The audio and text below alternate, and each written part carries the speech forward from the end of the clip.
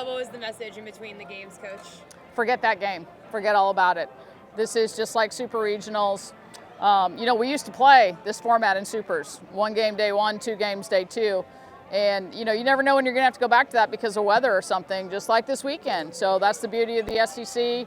Let that game go. But also at the same time, don't go out there thinking Carlin's throwing so we can just kind of cruise. We've got to come out firing on all cylinders. And I'm just so proud of them because we won game 2 during game 1.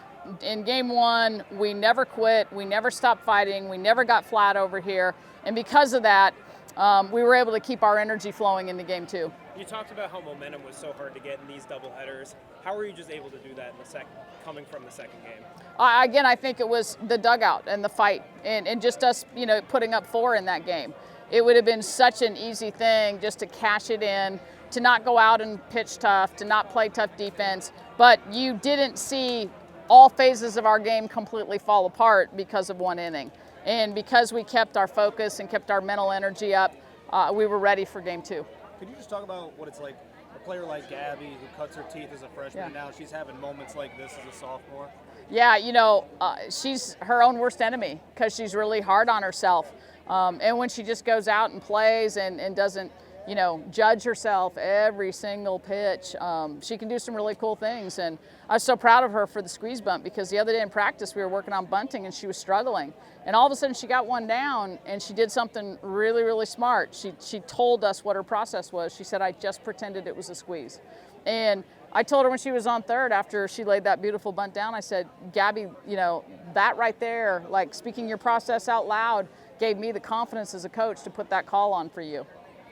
Erin's obviously had great moments. Mm-hmm. And, just where would you like to see her continue to grow as the year goes on? Well, in hindsight, 4 batters may not have been enough. Talking with Megan, she felt like, looks like they kind of came out with a good game plan for Erin, and we didn't feel like we were just throwing balls over the middle of the plate. They were on to what she was doing. And so felt like we, changed things up going to Sage.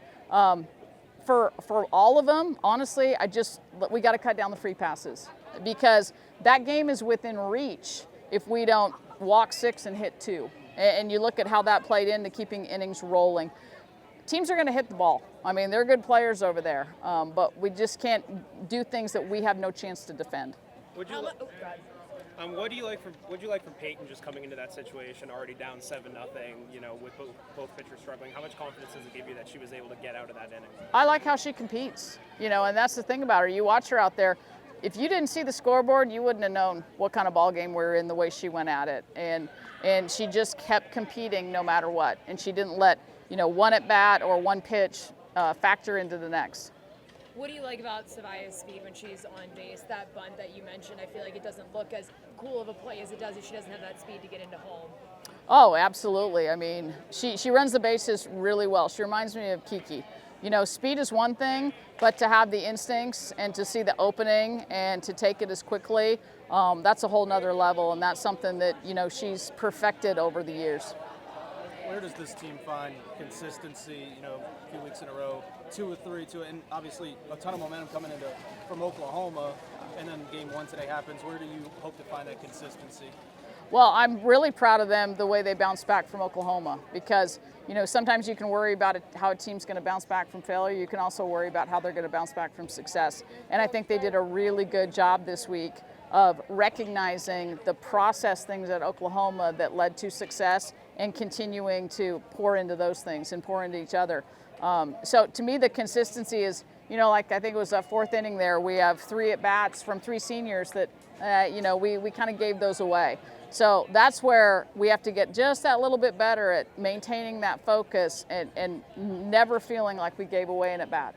Who is someone you feel like this team can turn to in moments like that game 1 where they do get down and they still stay in it, who convinces them that they can still stay in it and fight? I think there's a lot of people out there. I think Carlin is absolutely one of our best leaders.